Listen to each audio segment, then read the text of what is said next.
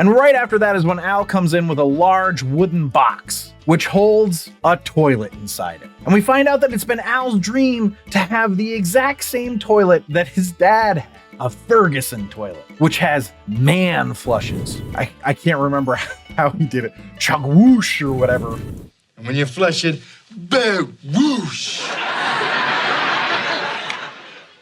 That's a man's flush, bud. It's ridiculous.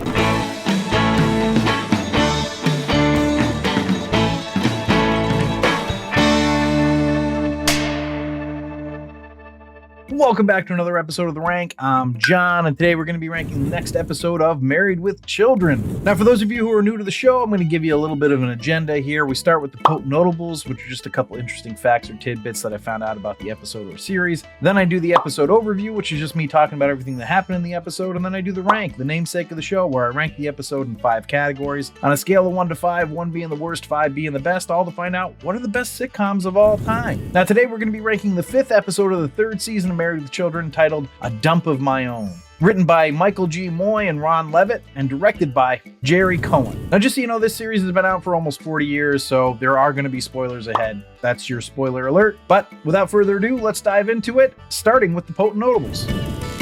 Potent Notables. So this episode aired Sunday, January 8th, 1989, and Married with Children got some of its juice back. It rose in the ratings from an 8.2 back to a 10.3, which once again made it the highest rated show for the night on Fox. Also, this episode is all about them only having one bathroom in the house. However, in previous episodes, we know that there's 2, because they show Al and Peggy having a bathroom in their bedroom. So the logic doesn't work here, but you know, whatever. Anyway, those are the Potent Notables. Let's go to the episode overview. So we open with the typical Married with Children beat. Peg's gonna offer everyone breakfast because she found an egg and M&Ms. So she offers to make an omelet. Now, I'm all for trying new things, but an M&M omelet sounds pretty awful. And Al agrees with me. He says he's still pleasantly nauseous from the 3-legged chicken that they had last night. The pleasantly nauseous part already got me because I enjoy the idea of being pleasantly nauseous. But then the show got me again when they had Peggy defend herself for buying a 3-legged chicken by saying, well, excuse me for putting our pocketbook before our health. And then Al saying that the label of the chicken, of the 3-legged chicken, said Chernobyl Farms should have been a warning sign got me as well. And then finally they end the bit with Peggy asking Bud if he liked it. Bud says it was good, but he had trouble eating it because every time he took a bite of it, it would grow back.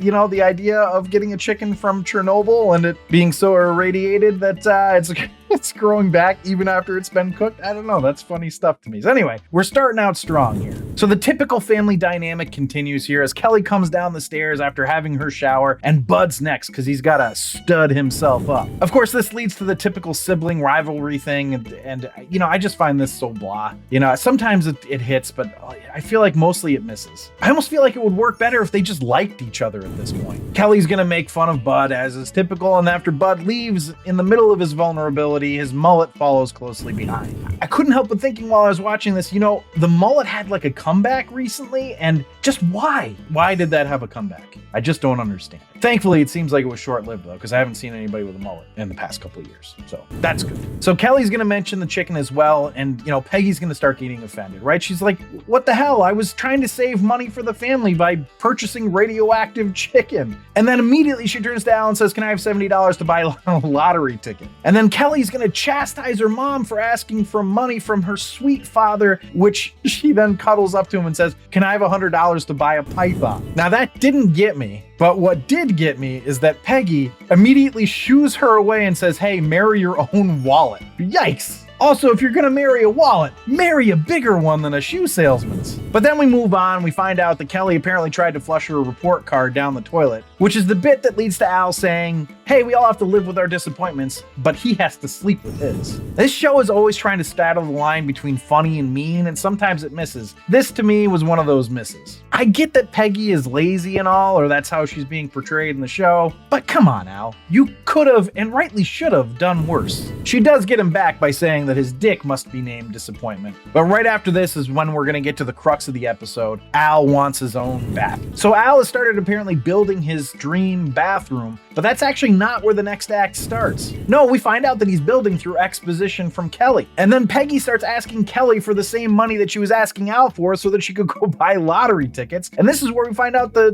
biggest piece of information. The kids all get allowances? So Al, the shoe salesman, affords a house with multiple bedrooms, a stay-at-home wife/mother, and allowances for his 2 children. What the hell kind of shoes is he selling? Now, we do find out that Kelly has lost her allowance because of this new dream bathroom build that Al's got going on, and she's upset about it. Now, it didn't get me that she was upset, but it did get me when she explains why she's upset. She says, "What does he think? Blonde hair just grows out of your head?" Maybe that's a dumb joke. I liked it. I thought that was funny. You know, when I was a kid, I just always assumed she was just blonde, but then you get moments like these. You're like, oh yeah, no, she's not a natural blonde. Okay. And right after that is when Al comes in with a large wooden box, which holds a toilet inside it. And we find out that it's been Al's dream to have the exact same toilet that his dad had. A Ferguson toilet, which has man flushes. I can't remember how he did it. Chug whoosh or whatever. And when you flush it, boo whoosh.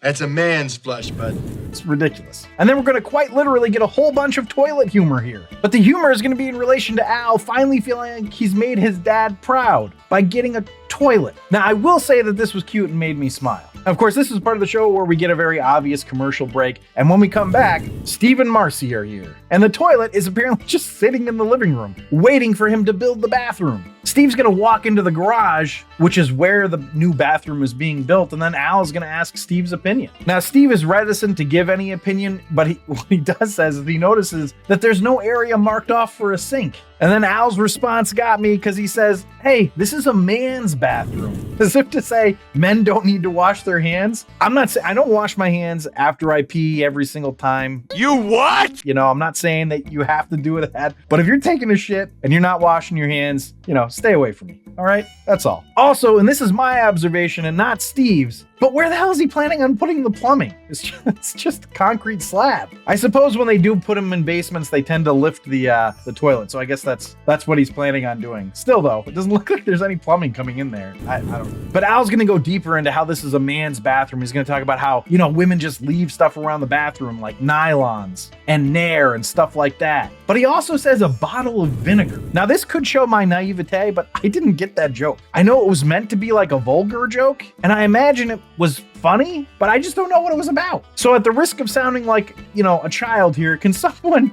explain it to me in the comments? I don't know what they were getting at.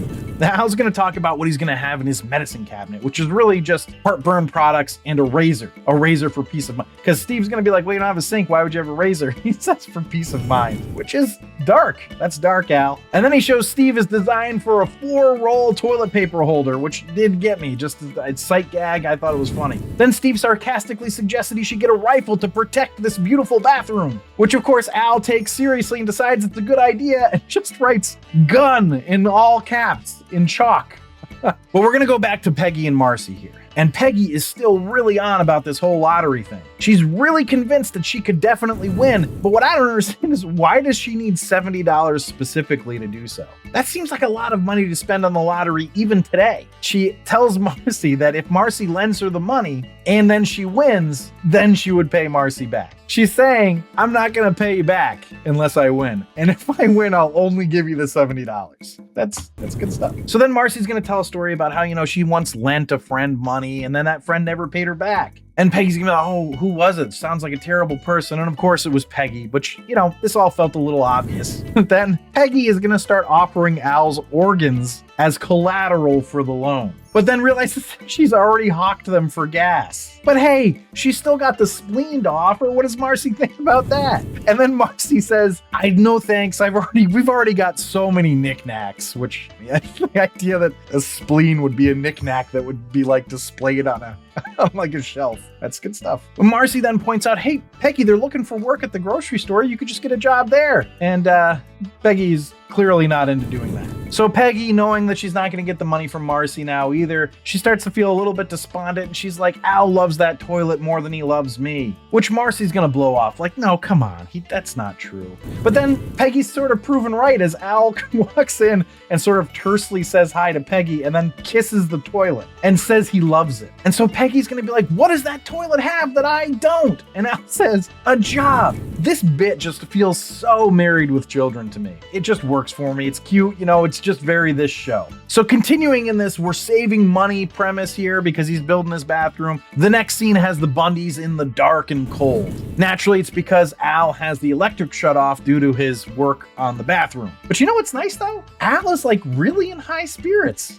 Like he's really happy building this bathroom, even though somebody's been stealing his tools. It's kind of nice, actually. Of course, we find out that it was Peg all along who's been stealing his tools. She's been selling his tools, pawning them off to pay for lottery tickets. I feel like she may have a problem, but there is a touching moment that follows. I mean, touching as far as this show is concerned. It's basically where Al gets Peggy to stop stealing tools from him and just be kind about the bathroom. And then we get a fun callback joke where Al mentions he went to the gas station and rubs his eyes, and the mechanic says to him, hey, don't do that, I own those. Who doesn't like a good callback joke, right? Also, when we see the bathroom during this scene, Al does not look like he's made much progress. So after all that, Peggy takes Al's advice to steal from the kids instead of him, and she ends up losing the lottery after hawking Bud's skateboard. And then Al can't enjoy his Ferguson because he's constipated. And then Peggy says, sweetly, I could undercook some chicken for you, to help get his bowels moving. And I was like, no, it's going to take something stronger than raw chicken to get him going. And this is when we get probably the best joke of the episode. They turn on the TV and they have an announcer that's like, get ready for all these shows that are on ABC, Roseanne and whatever else was there. And now, stay tuned for the rest of our exciting ABC lineup.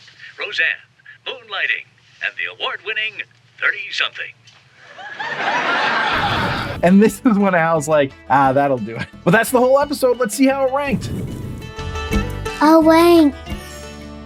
So the rank is where I rank the episode based on 5 categories: story, acting, dialogue, episode coherence, and character relatability. I rank it on a scale of 1 to 5, 1 being the worst, 5 being the best. And then I have a laugh counter where I tally up the amount of times the episode made me laugh. That laugh counter gets added to the score. But before we dive into the rankings here, I just want to say if you're enjoying this episode, please leave a like down below. It really does help me out. But without further ado, let's go to the first category, which is story. It's funny because if I were to say this premise for an episode of a show, I think it would sound kind of weak. But for this show, it works just kind of perfectly. We get a fully encapsulated episode with good arcs and a great ending. Sounds pretty perfect to me, so I gave it a 5. So let's go to acting. I thought the acting was excellent in this one. David Faustino is the weak link, as he usually is, but he wasn't terrible. For the most part, this was basically a bottle episode. They did have a couple of scenes in the garage, but there wasn't much to it. So I think you have to give it to the actors for keeping this episode strong. So I gave them a 4.5. So on to dialogue, and as always, it gets a bit too reliant on the Al and Peggy hate each other and are mean to each other dynamic. Also the stale sibling rivalry jokes. If not for those, I think this one would have been higher for me. As it is, it was still really funny. I enjoyed this one a lot, so I gave it a 4. So let's go to episode coherence. Why are Steve and Marcy there? For that matter, why do they let Al shit in their house? And let's just say fine, they do. But how are they so comfortable with each other for that to happen in the first place? It's just bizarre. Still though, it's just a quibble. The part I have to knock it down for is the series coherence. As mentioned in the Potent Notables, we've already established that there are 2 bathrooms in this house, so the plot for this one doesn't really cohere with the series as already established, but I thought everything else was excellent in this one, so I gave it a 4. So that brings us to character relatability. So this show, in general, really molded how I viewed my bathroom and my time within it. I read books on the toilet, I play mobile games on the toilet, I come up with ideas on the toilet, and I take a certain amount of masculine pride in how much time I spend on the toilet. I'm not saying that that makes any sense, but I am saying that it makes the episode pretty damn relatable. It's like a time travel conundrum. Do I relate to this because of how I am with my bathroom? Or am I the way that I am with my bathroom because of this show? We'll never know. But I did give the relatability a 4.5. So that brings us to the laugh counter, and I got 12. So that's not a huge amount of laughs, but it's got some pretty high scores, so it should keep it in the top 3 tiers. And it does. It puts the episode total at a 34, which is I'd watch it again. For the series, the average is now to 33.4, which remains firmly in the I'd watch it again. And if you're ranking along with me, drop your score for this one in the comments. I'm curious if you guys got more laughs than I did. So thanks for listening and or watching. If you enjoyed this episode, you can certainly check out our playlist of other Married with Children episodes that I've ranked, or any of my other ratings and rankings for sitcoms and movies. And if you'd like to see a list of our episode and series rankings, you can do that on our website at therankpodcast.com. And for those of you who've been watching for a while and you haven't subscribed yet, please subscribe if you're enjoying it. For anybody else out there, you can comment, shoot me an email at john@therankpodcast.com with your questions, comments, or suggestions, and I will respond to you. Please also consider becoming a patron if you really want to support me with our Patreon page at patreon.com/therankpodcast, where you can access all of our archived episodes. But I will leave you with this. Ed O'Neill has always said that this episode is in his top 10, all the way up at number 2. Oh, brother.